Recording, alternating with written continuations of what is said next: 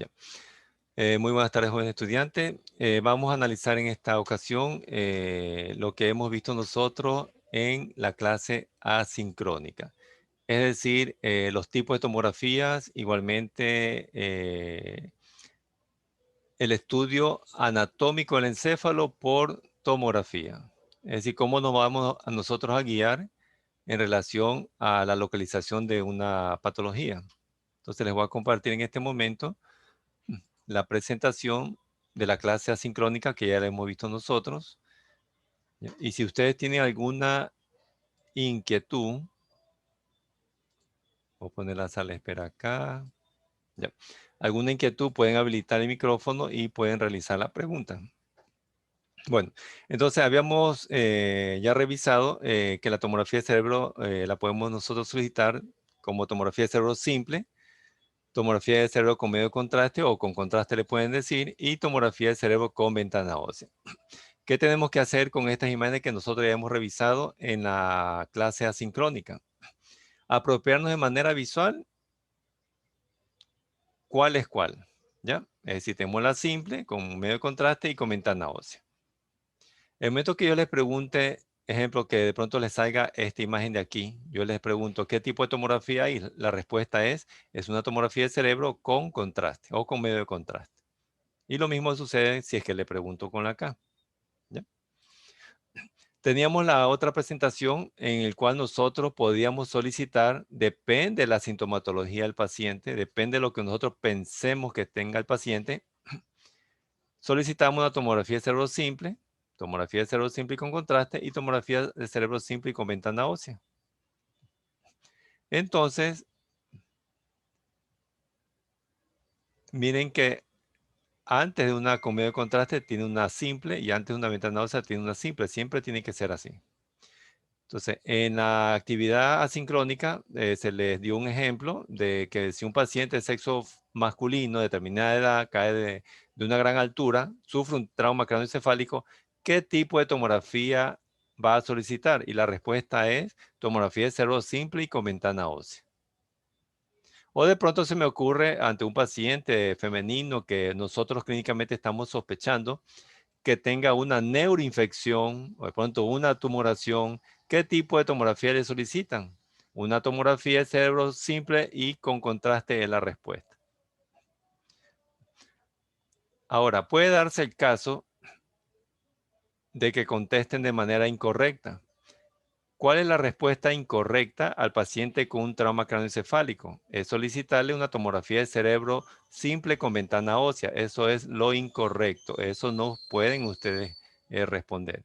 O si tenemos un paciente con sospecha de tumoración o neuroinfección, y lo incorrecto es solicitar una tomografía de cerebro simple con contraste.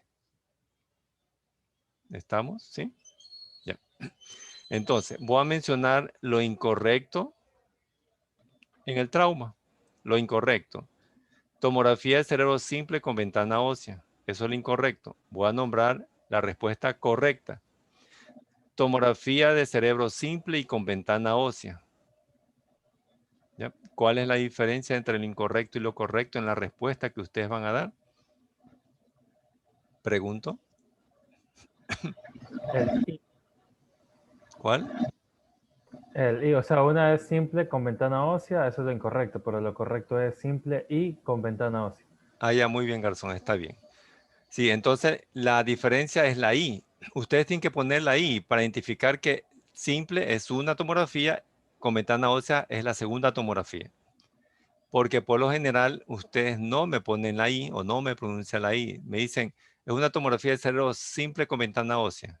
Eso es lo que suele suceder. Por eso eh, estamos corrigiendo en este momento los errores, ya que yo he visto en el transcurso de los ciclos pasados. Entonces hay que corregirlos para que ustedes no cometan algunos errores, ¿ya? Y más que todo para que vayan con esa corrección y establezcan qué tipo de respuesta es la correcta, ¿ya? Igualmente acá con la simple y con contraste. Tienen que ponerla ahí, ¿ya? Nos vamos acá. Si a ustedes les sale esta imagen de aquí, vuelvo a repetir la pregunta anterior, esta imagen de aquí, y yo les pregunte qué tomografía están ustedes observando? La respuesta es tomografía del cerebro con medio de contraste. Me suelen responder tomografía del cerebro simple y con medio de contraste. Pero si, doctor, usted dijo eso lo dije aquí. Es cuando se sospecha una patología, ¿qué tipo de tomografía van a solicitar? En cambio, la pregunta acá, ¿qué tipo de tomografía están viendo? Esa es la pregunta. ¿Ya? Y aquí solo estoy viendo o estoy señalando la tomografía del cerebro con medio de contraste. ¿Alguna inquietud en esa presentación del tema? Doctor, yo tengo una pregunta. Dígame. Yo había leído en unos libros que para usar contraste, como había en las tomografías un riesgo de que podía darse alguna falla renal aguda, se solía solicitar, se solía dar solución salina de manera intravenosa o incluso había un cierto dilema sobre usar N-acetilcisteína. Mi duda es si esto, o sea, en la práctica en realidad se hace, si se toman esas medidas precautivas o cómo es. Ya. Por lo general, a los pacientes que tienen creatinina, urea o lo que le llaman los clínicos asociados altos, entonces no está indicado inyectarle medio de contraste porque el medio de contraste es nefrotóxico. Entonces no podemos inyectarle nosotros medio de contraste, salvo que exista la llamada, bueno, el llamado riesgo-beneficio, pero eso lo propone ya el médico tratante, el especialista que de pronto quiere arriesgarse porque se va a beneficiar de la información que va a obtener de la tomografía inyectándole medio de contraste, ¿ya? En cuanto a la ACTI cisteína, que bueno, no puedo dar el nombre comercial aquí, es un nombre genérico que ustedes ya conocen.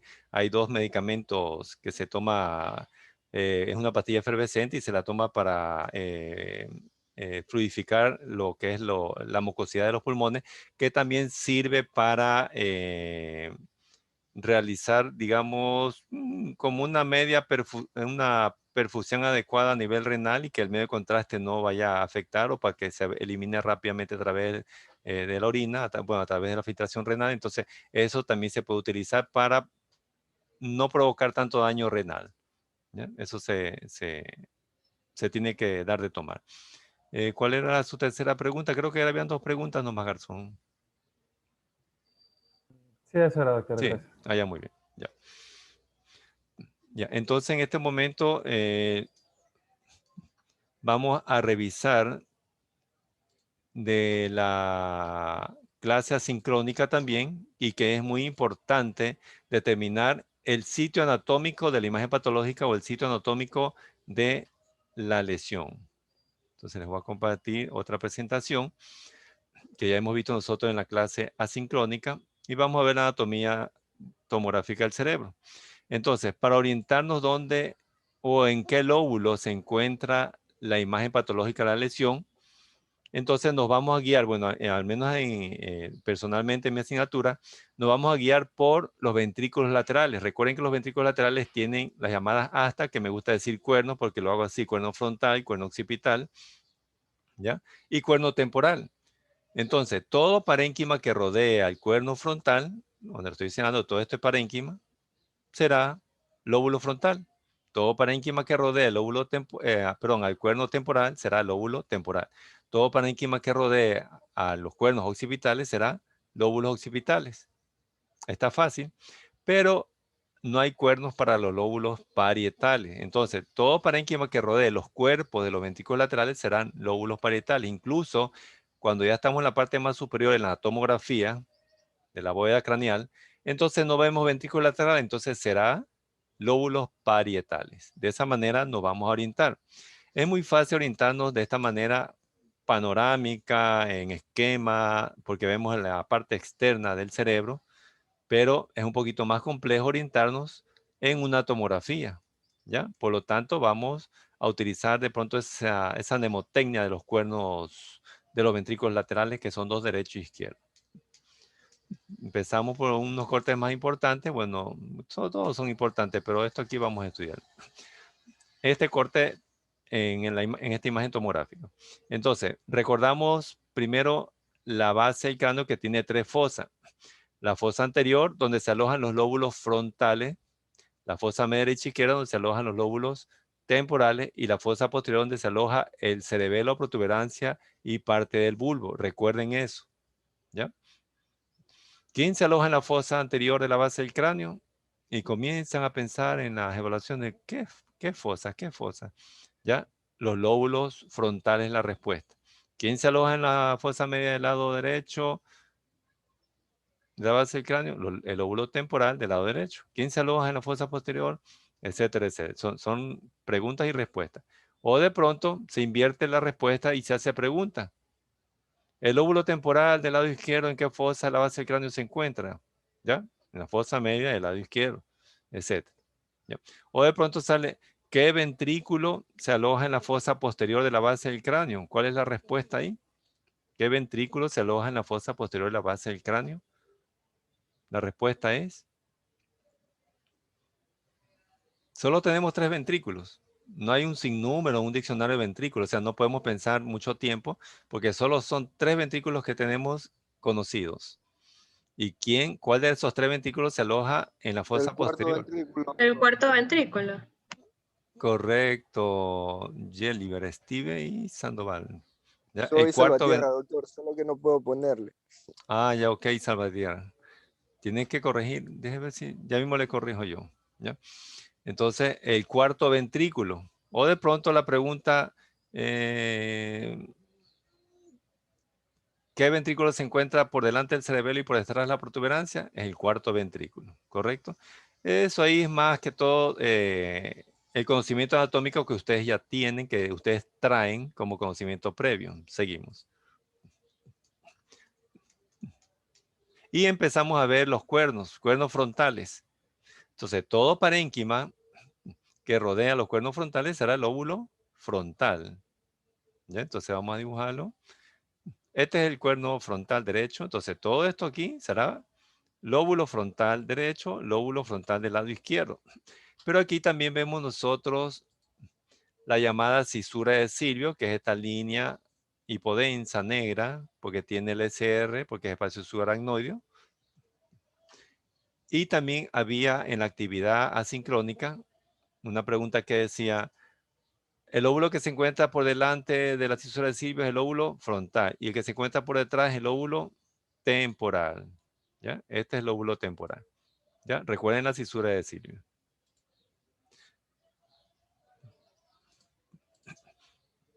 Seguimos. Aparecen los cuernos occipitales. Por lo tanto, acá abajo tengo, abajo de la imagen, ya tengo el lóbulo occipital derecho, el lóbulo occipital del lado izquierdo. Seguimos con lóbulo frontal derecho, lóbulo frontal izquierdo. Y aquí vemos la cisura de Silvio. Por lo tanto, este lóbulo que se encuentra en la parte lateral, derecha, izquierda, en la parte central del cráneo, entonces será el lóbulo temporal, porque detrás de la cisura de Silvio está el lóbulo temporal. ¿Ustedes ven cisura de Silvio, sí o no? No, doctor. No, muy bien. No, No, no sé, correcto. no sé. Correcto, no. Ya, entonces no se ve cisura de Silvio, por lo tanto estamos en los lóbulos parietales ya. Pero, ¿cómo es eso? Bueno, antes de irnos a los lóbulos parietales, tengo cuernos todavía. Ya, frontal y occipital. Entonces, lóbulo frontal, lóbulos occipitales. Vamos, esto de no se ve la cisura de Silvio. Entonces decimos que es lóbulo parietal. ¿Y por qué?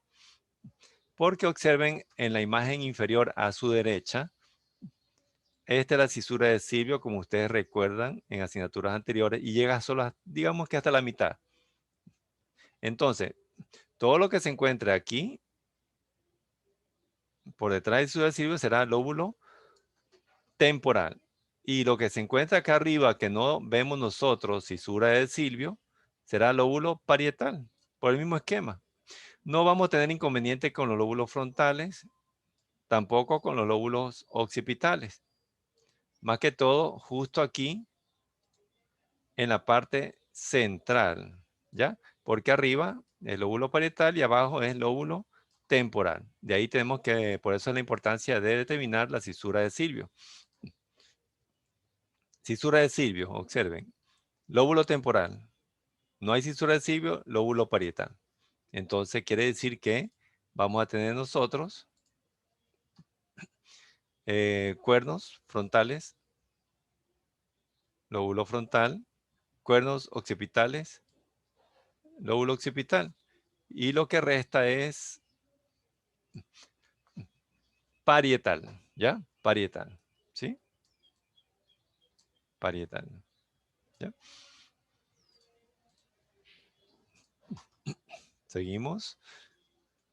Bueno, aquí todavía veo cuernos, pero muy poquito ya.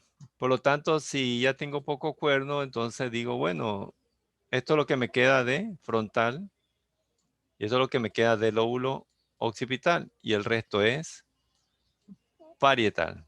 Miren la imagen inferior a su derecha, incluso ya la línea está marcando la línea roja al nivel de corte. Miren, ya se está perdiendo el lóbulo frontal. Ya queda poquito nomás. Igualmente el lóbulo occipital. Más tenemos parietal. Y cuando ya no vemos nada de ventrículos laterales, quiere decir que ya estamos en la parte más superior. Entonces solo es lóbulos parietales. ¿Ya? Vamos a coger una imagen por aquí. Observen. Entonces, vamos a ver la sustancia gris, tiene un gris claro. Y la sustancia blanca tiene un gris oscuro. Observen los núcleos basales o los núcleos a base del cráneo. ¿Ya? Tenemos, voy a cogerlo con otro color. ¿Ya? El caudado, que es la cabeza, el núcleo caudado, el tálamo, y parte por aquí casi se me pierde el lenticular. Y tengo también la cápsula interna, su brazo anterior y su brazo posterior. Observen que los núcleos basales tienen la misma densidad de la sustancia gris, ¿ya? Es decir, ligeramente hiperdenso, es un gris claro. Entonces esa es la característica. ¿Qué más teníamos que ver? Ya. A veces no podemos observar nosotros la cisura de Silvio por cualquier motivo, ¿ya? Entonces nos vamos a guiar por el borde interno de la tabla ósea a este nivel. Observen que hace como una media hendidura aquí. Entonces aquí sería lóbulo frontal y acá lóbulo temporal. En cambio a nivel parietal, por lo general, nivel parietal, me va a dibujar una concavidad nada más, ¿ya? Y sabemos que no es la lobulación que existe entre el lóbulo frontal y el lóbulo temporal. O sea, no es ese tipo de discontinuidad. ¿Alguna inquietud, jóvenes? ¿Alguna pregunta acerca de haber observado estas imágenes de la actividad asincrónica o la clase asincrónica en este tema? ¿No?